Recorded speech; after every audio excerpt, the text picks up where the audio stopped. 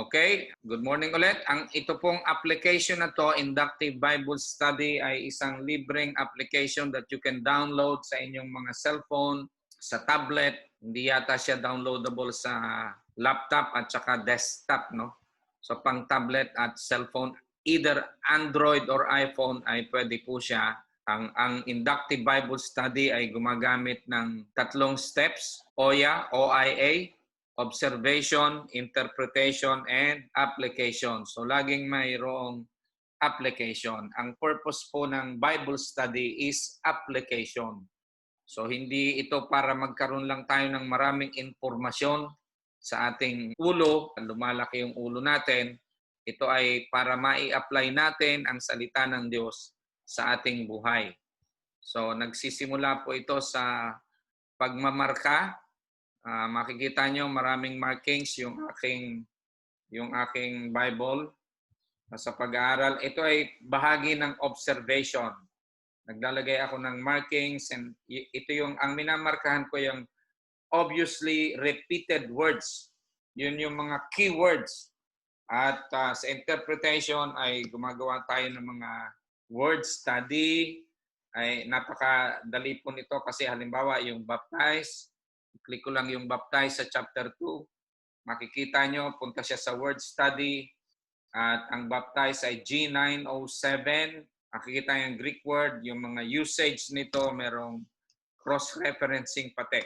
Let me si Jonalyn, babasahin mo ang John chapter 4, verses 1 to 26. Now when Jesus learned that the Pharisees had heard that Jesus was making and baptizing more disciples than John. 2. Although Jesus himself did not baptize, but only his disciples, he left Judea and departed again for Galilee, and he had to pass through Samaria. So he came to a town of Samaria called Sychar, near the field that Jacob had given to his son Joseph. Jacob's well was there, so Jesus, wearied as he was from his journey, was sitting beside the well. It was about the 6th hour. A woman from Samaria came to draw water. Jesus said to her, "Give me a drink," for his disciples had gone away into the city to buy food. The Samaritan woman said to him, "How is that you, a Jew, ask for a drink from me, a woman of Samaria? For Jews have no dealing for Samaritans." Jesus answered her, "If you knew the gift of God and who it is that is saying to you, 'Give me a drink,' you would have asked him and he would have given you living water." The woman said to him, "Sir, you have nothing to draw water with and the well is deep. Where do you get that living water? Are you greater than our father Jacob? He gave us the well and drank from it himself, as did his son and his livestock." Jesus said to her, "Everyone who drinks of this water will be thirsty again. But whoever drinks of the water that I will give him will never be thirsty again. The water that I will give him will become in him a spring of water, welling up to eternal life." The woman said to him, "Sir, give me this water so that I will not be thirsty or have to come here to draw water." Jesus said to her, "Go, call your husband and come to here." The woman answered him, "I have no husband." Jesus said to her, You are right in saying, 'I have no husband,' for you have had 5 husbands, and the one you now have is not your husband. What you have said is true." The woman said to him, "Sir, I perceive that you are a prophet. Our father worshipped on his mountain, but you say that in Jerusalem is the place where people ought to worship." Jesus said to her, "Woman, believe me, the hour is coming when neither on this mountain nor in Jerusalem will you worship the Father. You worship what you do not know. We worship that we know, for salvation is from the Jews. But the hour is coming and is now here, when the true worshippers will worship the Father in spirit and truth. For the Father is seeking such people to worship him. God is spirit, and those who worship him must worship in spirit and truth." The woman said to him, "I know that Messiah is coming, he who is called Christ. When he comes, the will tell us all things." Jesus said to her, "I who speak to you I am He. So, ang Panginoon po ang magpala ng kanyang salita. No? Now, yung mga markings na nakita niyo po si Jesus Christ at yung mga pronoun nilalagyan ko ng symbol ni Jesus Christ. Yung arrow ay movement po yon, kung saan papunta. And then I'll ask the 5 W and H questions, yung what, when, why, where, how, regarding do sa mga symbols na nakita ko. So, halimbawa, what is Jesus doing? Where is Jesus right now? Kailan nangyari ito? Ganon, no? So, yung pagka time, ang salita, nilalagyan ko nung hourglass. Nakita nyo yung now, time yan eh. So, may hourglass, no? Pag mga lugar, ay ayun, no? Samaria, Judea, Sychar. Yung markings naman, embedded na dito sa application na to. At pwede mo pang dagdagan, pwede pang gumawa ng markings. Ang mga dinagdag ko po rito ay katulad nung yung baso, drink, dinagdag ko yan sa list of symbols na meron po dito. Yung well na yung living water, dinistinguish ko sa ordinaryong water, no? Yung ordinaryong water ay nakita sa verse 11, clear, patak lang ng tubig, pero yung living water medyo colorful, no? To distinguish kung ang tinutukoy ay living water o ordinaryong water. Okay, let's begin.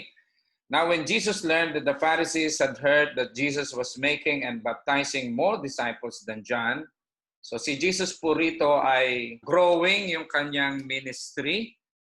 Last time, tinalakay po natin si John the Baptist na sinabi niyang, I must decrease, He must increase. So marami na ang nagpupunta kay Jesus Christ at napapansin na po siya ng mga Pariseo.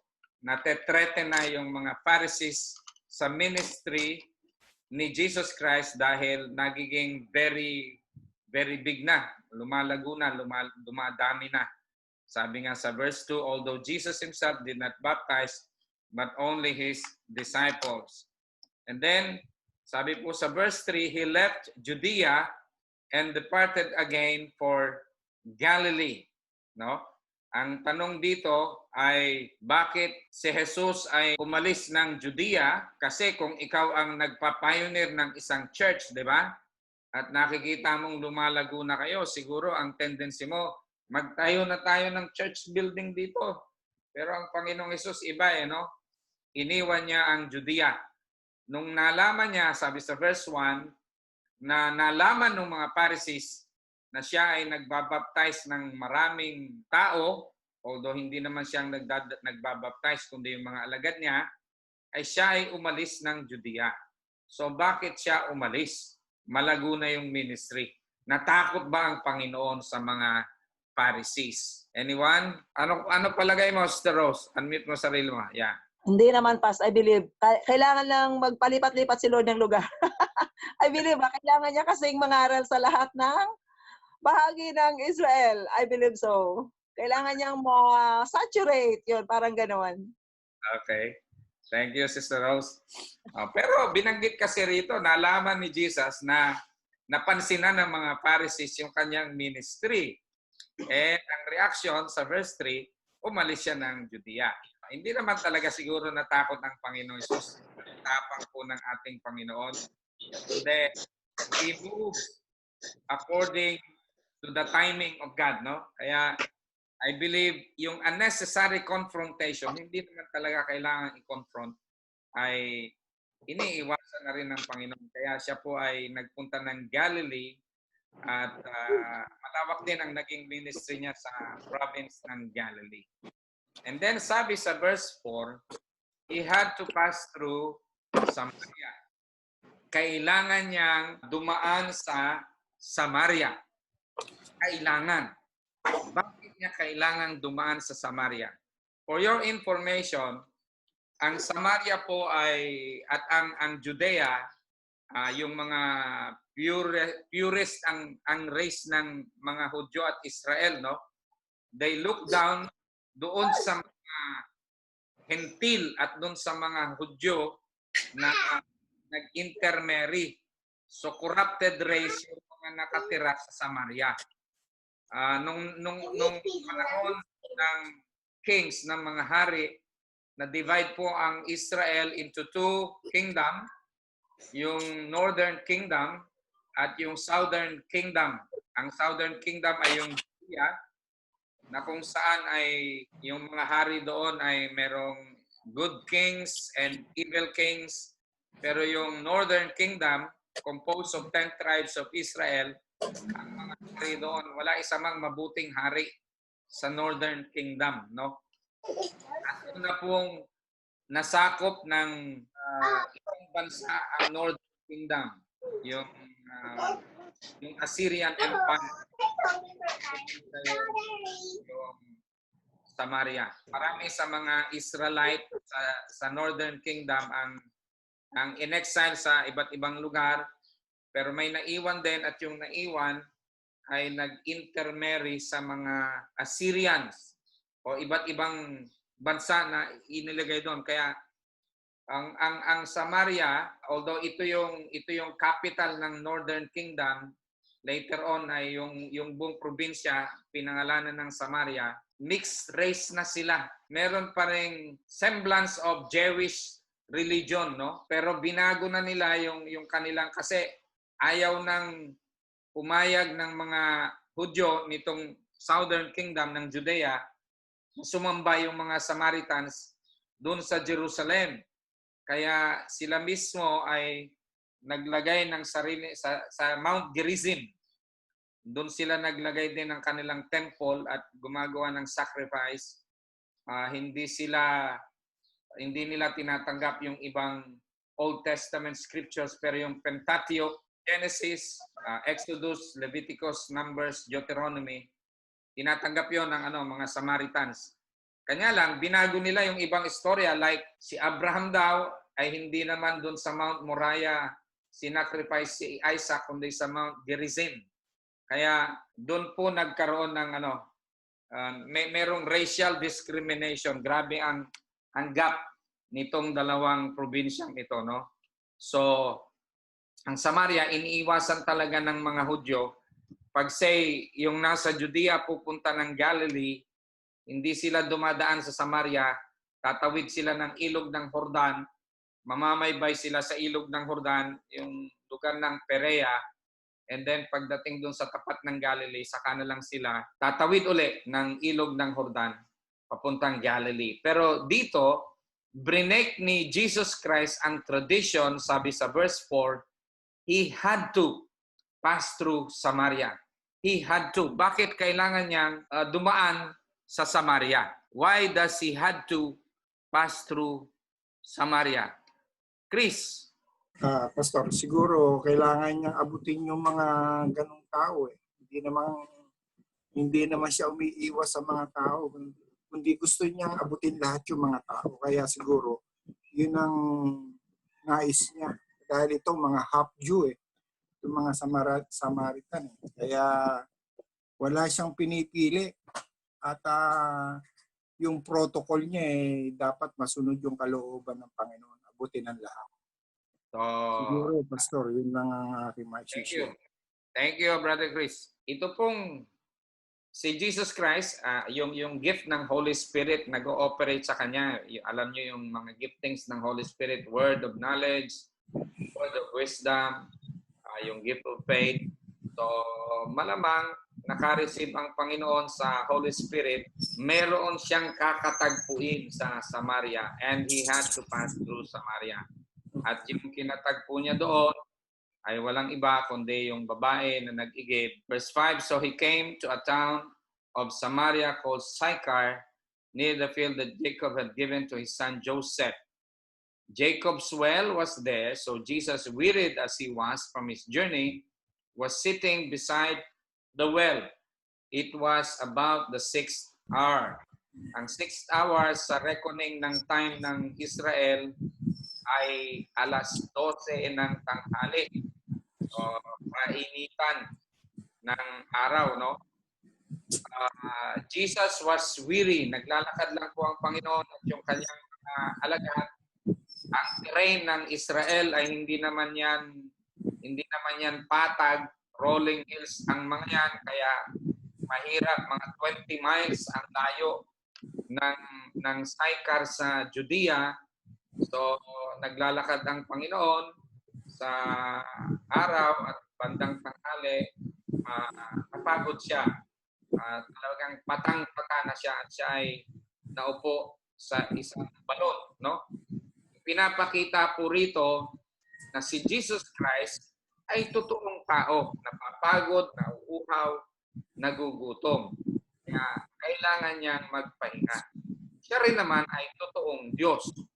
Although sabi ng Philippians, inubad niya ang kanyang pagka-Diyos, yung mga katangian niya bilang Diyos, nilimitahan niya yung kanyang sarili, kanyang pagiging tao. Pero Diyos pa rin naman ang ating Panginoong Kristo. Hindi po nawawala sa Kanya. Kaya dalawa po ang katangian ng ating Panginoon, nature ng Panginoon, true God and true man. So dito nakikita natin, siya ay totoong tao. Tapos, dumating ang isang babae na sasalok ng tubig at dito po ay hiningan siya ni Jesus Christ ng inumin. Give me a drink. Give me a drink.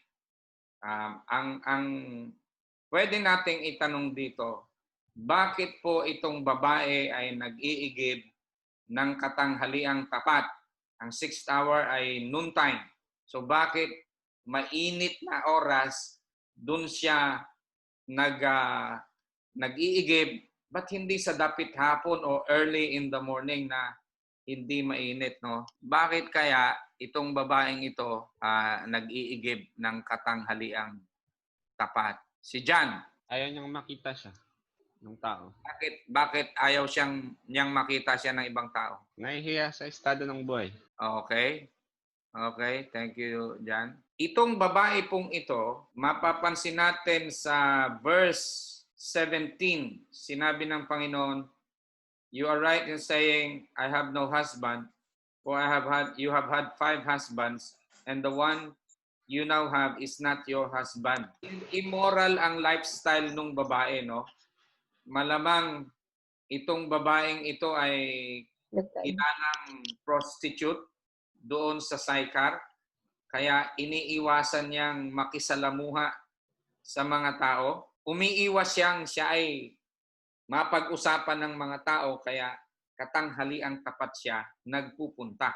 Nilagyan ko lang ng highlight po yung conversation ng dalawa, no? Bilangin nga ninyo kung ilang beses nagpalitan ng salitaan yung dalawa.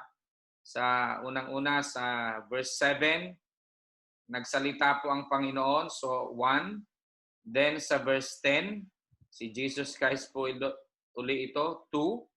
Sa verse 13, si Kristo uli ito. 3. Sa verse 16, si Jesus po uli ito. 4. Sa verse 17, si Jesus uli. 5. Then sa verse 21, si Jesus ulit. 6. And then sa verse 26, 7. Perfect number. Nung nireveal ni Jesus na siya yung Messiah, pang-7 salita po ito ng ating Panginoon. Yung babae naman, of course, pag binilang niyo po ito, sa verse 9 ay 1, 11, 2, 15, 3, 17, 4, 19, 5, at yung huling interaction ng babae ay sa verse 25, 6. 6 na conversation ng babae. 6 is the number of man, 7 is the number of perfection sa Bible. So, when Jesus revealed himself to man, sa babae, to humankind, pang-7 salita yun na sinabi niyang, I am the Messiah. Interesting. Nice ko lang pong i-point out sa inyo. So, nabigla po yung babae rito nung nanghingi ng inumin si Jesus Christ sa kanya. Kasi sabi sa verse 9, how is it that you, a Jew, ask for a drink from me, a woman of Samaria? For Jews have no dealings with Samaritans. Katulad ng pinoint out ko kanina, merong racial discrimination ang mga Hudyo sa mga Samaritan, at lalo na pagka isang pariseo o rabay, bawal pong makipag-usap sa in public ang isang rabay sa babae. Kahit kapatid nung rabay, yung kanyang kakausapin, hindi niya dapat kausapin in public. No po yun sa relihiyon ng Judaismo. Kaya nga merong kwento na pagka ang isang rabay may makakasalubong na babae in public, pumipikit ng mata na lang yung rabay. Kaya meron pong mga rabay na nadadapa, nauuntog, nasisilat, napipilayan, dahil pumipikit sila habang naglalakad pag mayroong makakasalubong na babae. Makasalubong lang yun ay yung kausapin pa. Bawal na bawal po yun sa mga rabay. Parang demeaning sa isang rabay na makipag-usap sa isang babae in public. And yet, si Jesus Christ po ay brinake niya yung tradition at kinausap niya yung babae. Now, i-contrast nga po natin yung babae kay Nicodemus, no? I-compare at i-contrast natin yung babae kay Nicodemus. Pass. Yes. Okay, go ahead. Si Nicodemus po ay very righteous when it comes sa religion ng Judaism. Self-righteous. Oo, very self-righteous or righteous sa Okay. paningin pa. Yung babae po ay totally ay sinner. Thank you, Sister Rose. Sino pa? Ano pa? Ang pagkakaiba ng dalawa, no? Si Nicodemus ay lalaki, yung babae rito ay babae. Sino pa? Brother Chris. Pastor, siguro ang unang-una, ang tingin nung yung Pharisee, si Nicodemus ay si righteous. Kaya pwede siyang lumapit sa Panginoon. Pero yung babae, yung Samaritan woman, ay alam niya na makasalanan siya. Kaya nahihiya siyang lumapit sa Panginoon. Kaya yun ang pagkakaiba ng dalawa. Pero sa paningin ng Panginoon, pareho silang makasalanan. Okay. Wala siyang pinipili. Yung isa lang ay ang tingin niya ay siya'y banal. Kasi isang leader siya. Pero ito ay sineseparate niya yung sarili niya bilang makasalanan ng babae. Sino yung nag-initiate ng conversation sa chapter 3 between Nicodemus and Jesus Christ? Sino? Sino yung nagpasimula ng usapan? Si Jesus ba o si Nicodemus? Si Nicodemus po. Si Nicodemus, no? Pero dito sa chapter 4, sino ang nag-initiate ng conversation? Si Lord Jesus pa. Si Lord Jesus. Si Jesus Christ ang nag-initiate ng conversation. Nanghingi siya ng tubig. No? Amazing, no? Sa isang self-righteous, very religious na tao, ay parang hindi pinapansin ng Panginoon kung hindi lalapit sa Kanya. Sa chapter 3, si Nicodemus ang nag-initiate na lumapit sa Panginoon. Dito po sa chapter 4, hindi naman kilala ng babae si Jesus Christ, ano? At walang intensyon yung babae na makipag-usap kay Jesus Christ. Siguro, sa pananamit ni Jesus ay alam niyang si Jesus ay isang Hudyo at rabbi, kasi ang rabbi ay may mga certain kind of clothing na yung may mga tassel, yung laylayan. Kaya na-recognize niyang isang hindi lang Hudyo kundi isang rabbi. Kaya walang intensyon yung babae talagang makipag-usap kay Jesus. Hindi niya hinahanap ang Panginoon. Hindi katulad ni Nicodemus. And yet, dito po ay amazing, inabot siya ng Panginoong Hesukristo. In the first place, talagang leading ng Holy Spirit dahil sabi sa verse 4, He had to pass through Samaria para po sa babaeng ito. So, give me a drink, sabi ng Panginoon. Sa principle po ng evangelism, makikita natin dito, ang isang principle ng evangelism is, number 1, to make a connection. Pag ikaw po ay mag-share ng gospel, i-connect mo muna yung sarili mo doon sa tao, no? Lalo na't one-on-one sharing. Find something, pwede kang mag-open ng conversation, no? Katulad nito, teaching moment ito eh. Very creative po ang Panginoon. Nasa balon siya at siguro naman talagang nauuhaw ang Panginoong Jesucristo kaya humingi po siya ng tubig sa babae. Ang tao naman by nature, pag hiningan mo ng tulong, tendency tumulong talaga. At verse 10, Jesus answered her, "If you knew the gift of God and who it is that is saying to you, 'Give me a drink,' you would have asked him and he would have given you living water." Yeah, may nakikita rin po ako rito another principle of evangelism. Create the need. Merong felt need yung babae po dito, kailangan niya ng tubig. Ang tubig ay very essential na pangangailangan ng tao, no? And probably itong babae araw-araw siguro nag-iigib ng tubig, kanya lang laging noontime. This time, kailangan ng babae ng inumin. Kaya siya po ay nagpunta roon. Pero merong real need yung babae na alam ng Panginoong Jesucristo. Kaya ginamit ni Jesus Christ yung sitwasyon as teaching moment mula sa inumin ay isiner na niya yung gospel. Sinabi na ng Panginoon, meron kang mas higit na kailangan kesa sa tubig na ito. If you knew the gift of God, may regalo ang Diyos. And who it is that is saying to you, "Give me a drink," you would have asked him and he would have given you living water.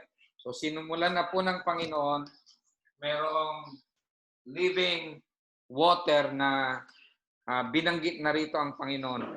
Iba doon sa ordinaryang tubig na iigibin nung babae, no? So narito na yung na-curious na po dito yung babae.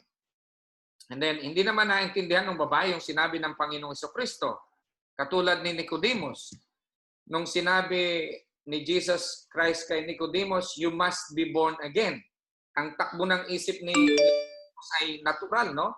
Kaya sabi ni Nicodemus, pwede bang maisilang na muli, makapasok uli sa sinapupunan ng nanay ang tao at isilang na muli?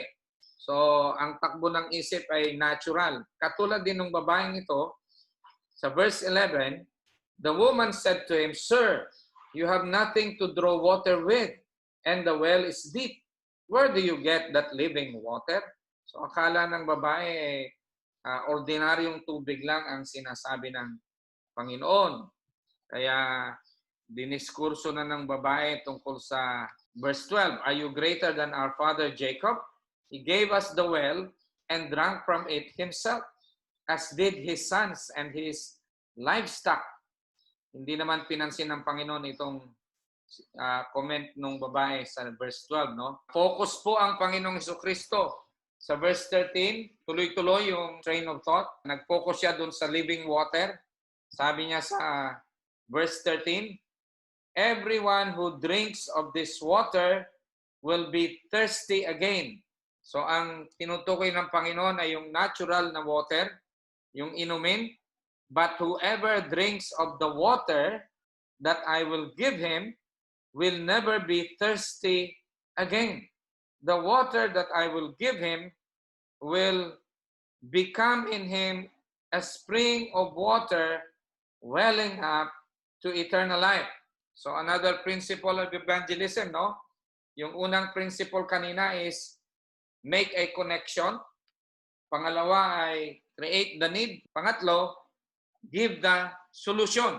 So sinasabi rito ng Panginoon, kailangan mo ang eternal life. At ito ay matatanggap mo pagka tinanggap mo yung living water na inaanulok po ng Panginoong Jesucristo. Sa verse 15, hindi pa rin naintindihan ng babae, pero in favor sa babae, humingi po ang babae, "Sir, give me this water so that I will not be thirsty or have to come here to draw." Although hindi niya pa rin naintindihan kung ano yung living water, akala niya isang isang uri ng tubig na pag ininom niya ay hindi na talaga siya mauuhaw. So hindi na niya kailangan mag-igib. So sabi ng babae, "Sir, give me this water."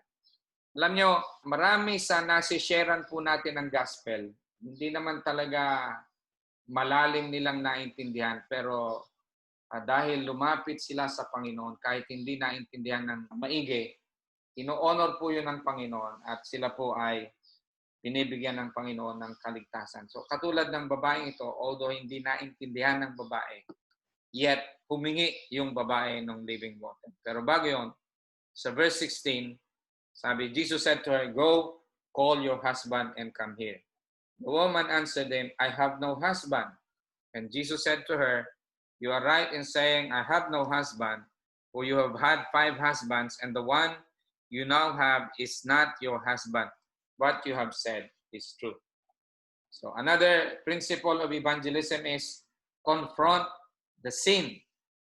Kailangan ang repentance para ang tao ay lumapit sa Diyos. So dito, nireveal ng Panginoon yung lifestyle ng babae. He is in an adulterous affair, illegal affair, dahil may kinakasama siya ngayon na lalaki na hindi naman sila kasal, hindi niya talaga asawa. 5 asawa, nagkaroon na ng 5 asawa yung babae. No? So siguro itong babaeng ito talagang madaling matukso ng ibang lalaki, kaya dinidivorce ng mga ibang, hindi naman siguro namatay yung 5 asawang yon, no? Meron dyan ay dinivorce yung babae. At sa Israel po, sangayon sa batas ni Moses, ang legal na dahilan para i-divorce mo ang babae ay pag nagkaroon ng adulterous affair. So itong babae ito malamang may tendency magkaroon ng adulterous affair, kaya dinidivorce ng mga asawa niya. Naka-5 asawa na. In favor naman sa babae, itong babae talaga siguro naghahanap ng ng pag-ibig, at pagka hindi masumpungan dun sa inasawa niya ay talagang hahanap pa ng iba. So, may pagkauhaw po itong babaeng ito na hindi siya aware sa pagkauhaw na yon at dinala ng Panginoon doon sa living water. Alam nyo, maraming klase ng tubig ang mundong ito na akala mo ay ito yung pagka itong tubig na ito ay nakuha mo masasatisfy ka na. May iba't ibang uri po ng tubig ang mundo. Magbigay nga kayo ng halimbawa ng tubig na pwede nating sabihin parang tubig. Kapangyarihan, Pastor. Oh, sister natin, thank you. Power, no? Gawin ko ng example si Jay, no?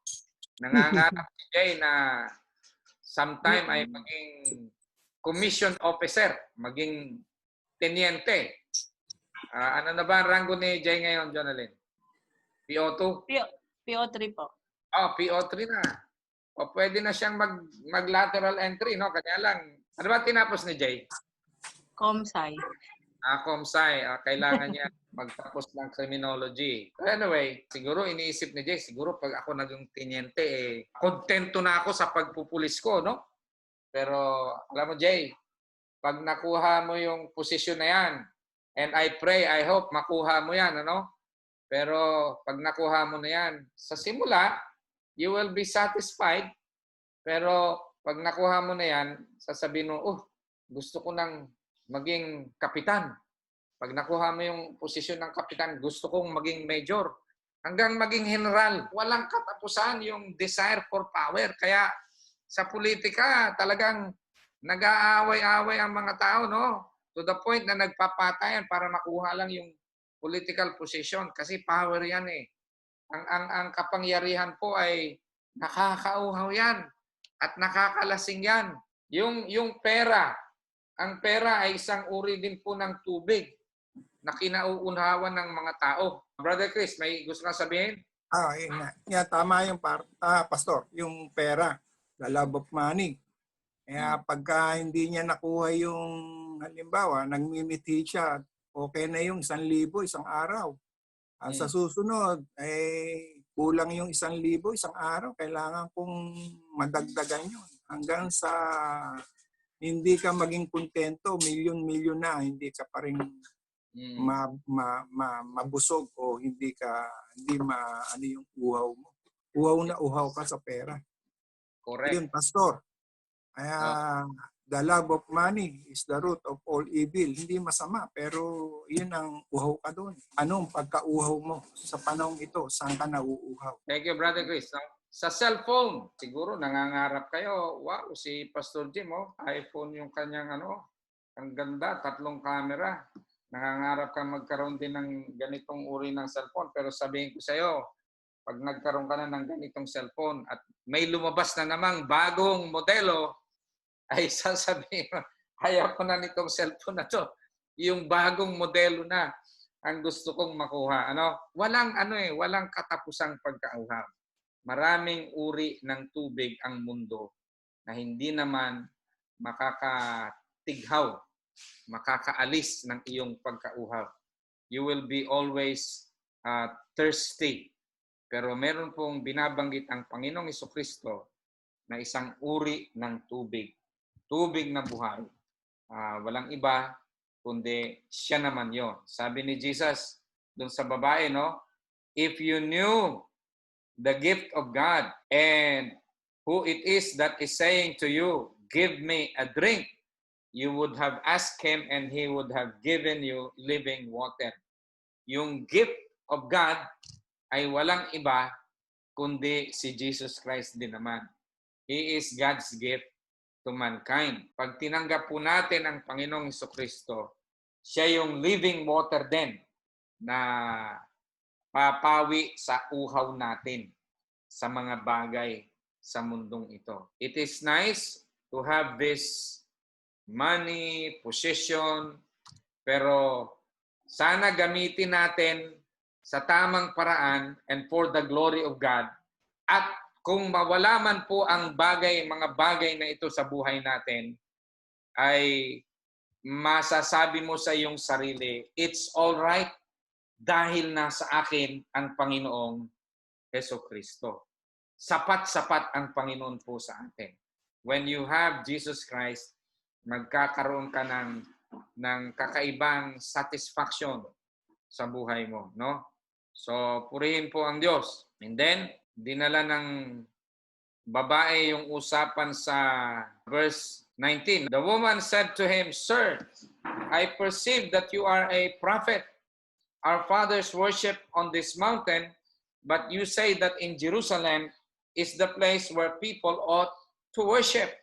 So, yung sinabi ko nga kanina, na yung place of worship ng Samaria ay nasa Mount Gerizim. Naalala niyo yung Mount Gerizim? Ito yung isa sa bundok na may 2 bundok, yung Mount Ebal at Mount Gerizim. Doon sa Mount Gerizim ay dinideclare yung mga blessing ng Panginoon. Sa Mount Ebal naman ay yung mga curses, yung mga sumpa pagka hindi ginawa yung utos ng Diyos. Doon sa Mount Gerizim, ng mga Samaritans na ito na yung ating mountain kung saan dapat tayo magsumamba. Of course, sa Jerusalem, bundok din po ang Jerusalem, yung Mount Zion, yun yung itinalaga naman ng Diyos talaga sa pangunan ni David, na yun yung place of worship. Pero ano po ang response ng Panginoong Jesus? Jesus said to her, Woman, believe me, the hour is coming when neither on this mountain nor in Jerusalem will you worship the Father. We worship what you do not know. We worship what we know, for salvation is from the Jews. But the hour is coming and is now here when the true worshipers will worship the Father in spirit and truth, for the Father is seeking such people to worship Him. God is spirit, and those who worship Him must worship Him in spirit and in truth. Tanong, ano ang ibig sabihin dito ng Panginoon na we worship God in spirit and in truth? Sister Rose, San Andres. Sa akin, Pas, worship God in spirit by the Holy Spirit of God at yung ating regenerated spirit. at Word of God. So, in summary, Word of God pa rin by the enablement of the Blessed Holy Spirit. Pag nakikinig naman po tayo ng salita ng Diyos, all the time na may nangangaral, ang Holy Spirit naman nandyan na kumikilos eh. Kasi siya talaga yung nagpapakilala kay Kristo sa sangkatauhan, di ba? It's by the work of the Holy Spirit na nakikilala ng tao si Kristo, tumatanggap, naliligtas. Nandoon talaga lagi po yung aid ng Holy Spirit. So, by the Spirit of God, through our regenerated spirit, born again experience, plus Word of God, lagi pong nandoon. Yun lang po pa sa share ko. Brother Chris, Carlos. God is His Spirit. We can worship Him anywhere. When we receive Christ, we are the temple of the Holy Spirit. Kahit saan ay pwede kang sumamba. Kahit nasa loob ka ng jeep o nakahiga ka, you can pray in the Spirit. At pangalawa ay yung truth, yung katotohanan ng salita ng Diyos ay kailangan nasa puso mo. Yung katotohanan na pinalaya ka na ng Panginoon, na hindi ka na dapat sumamba kung saan-saan, kundi sa isang tunay na Diyos. Yun ang truth. Yun ang isang katotohanan. Ang salita ng Diyos ay katotohanan. Yun, Pastor. Okay. So, you worship according to the kung paano yung revelation ng salita ng Diyos. Okay? Yung truth, no? Yung spirit po rito, worship and spirit and truth ay small letter, literally meaning yung spirito natin. The last time ay ibinahagi ko rin po ito sa inyo na ang tao ay trichotomous, tripartite, hindi Trinity kasi ang Diyos lang ang Trinity. Before, ang tao rin ay Trinity. Nung ginawa ng Diyos si Adan at si Eva, merong harmony, yung spirit, soul, and body ni Adan. Yung spirit, yun ang noblest part ng tao. Yun ang pinaka mataas dapat na naghahari sa tao, yung kanyang spirito. Ito yung bahagi ng tao na nandyan yung conscience, nandyan yung intuition, nandyan yung communion. Ang spirito ng tao ang nagko-commune. Kung ang Diyos mangungusap sa tao, it is through His Spirit that He will communicate. Pag tinanggap natin si Jesus, in effect, ang Holy Spirit ang pumapasok sa atin, ang communion ng Holy Spirit ay nasa ating spirit. Now, yung soul, yan talaga yung iyong personality, nandyan yung ating will, yung mind, yung emotion. Kaya how you project yourself, ikaw yan. Kaya ang soul, malimit interpret ay self or life.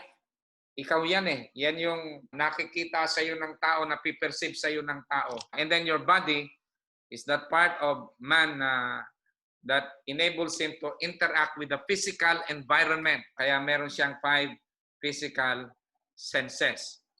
Now, nung ginawa po ng Diyos si Adan, walang problema. Yung spirito ni Adan ang supreme. Siya ang master ng soul and body, led by God, by the Holy Spirit, yung age of innocence, no? Pero nung nagkasala po si Adan, ano yung bunga na kinain niya? Ano yung bunga na kinain ni Adan? Si Jay na lang. Naka-open na yung mic ni Jay. Mansanas. Mansanas. Mansanas yun, santol. Hindi po masanas yun. Hindi po ba? Fruit of the tree of knowledge of good and evil. Doon sa Garden of Eden, may dalawang special tree. Yung tree of life at saka yung tree of knowledge. Kung ang kinain ni Adan ay yung tree of life, ang mapapalakas noon ay yung spirito ni Adan. Yung tree of life. Pero ang kinain niya ay tree of knowledge of good and evil. Nasaang bahagi ng tao yung knowledge? Anong bahagi ng tao yung knowledge? Soul. Soul. Nasa soul. Mind no? So, nung kinain ni Adan, yung ipinagbabawal na bunga, knowledge of good and evil, ang napalakas po doon ay soul. Nag-blossom yung soul. Nagkaroon ng strength yung soul to determine good and evil. At saka nagkasala si Adan, so ang kasalanan ang naghihiwalay sa Diyos, kaya naputol yung communion ng spirit ni Adan sa Diyos dahil siya po ay nagkasala. So imagine, dahil wala ng communion yung spirito ni Adan sa Diyos, nag-take over po ngayon ang soul. Kaya yung spirito ng tao ay naging naging sunod-sunuran na lang sa soul. And then, yung body ay maraming desires at lasting ang body na naiimpluwensyahan ang soul, no? Kaya okay pa kung yung soul lang talaga pero pag ang body na ang nag-take over in the long run, inabot pa ng almost 1,000 years, 936 yata ang inabot ni Adan bago namatay, no? Pero ang tao by that time ay grabing carnal na o grabing fleshly na. Kaya sabi po, my spirit will not always strive with men, for he is flesh. Ibig sabihin, naging fleshly na yung tao, yun na lagi ang nasusunod, yun na lagi ang kinikater ng soul, parang give up na ng Diyos ang isang taong yung kanyang laman na ang laging nasusunod.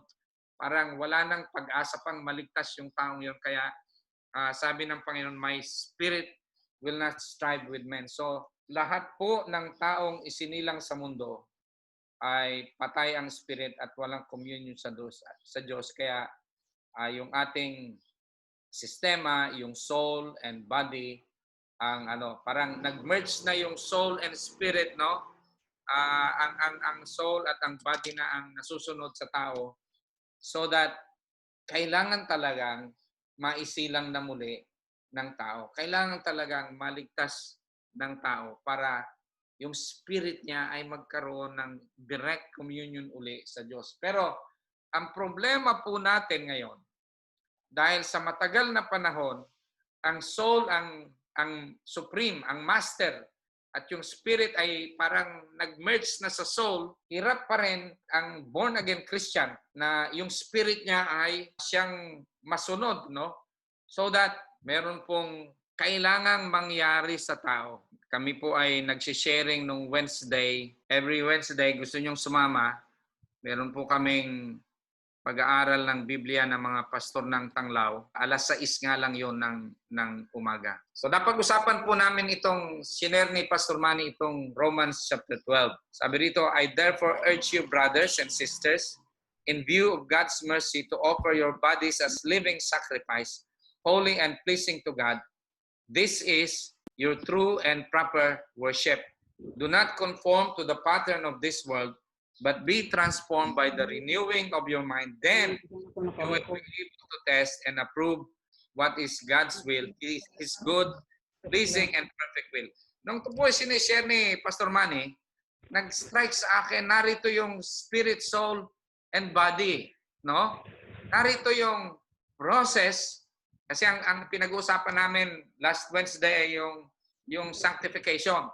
So, sa process of sanctification, narito yung proseso paano yung spirit natin uli ang magiging master. Ito yung kailangan ginagawa po natin araw-araw. Number 1, sabi sa verse 1, offer your body. So yung lowest part of man, yung katawan na ang daming gusto talaga, dapat araw-araw ginagawa po natin, ialay natin sa altar ng Diyos. Lord, ito po yung aking katawan. Inihahandog ko sa iyo. No?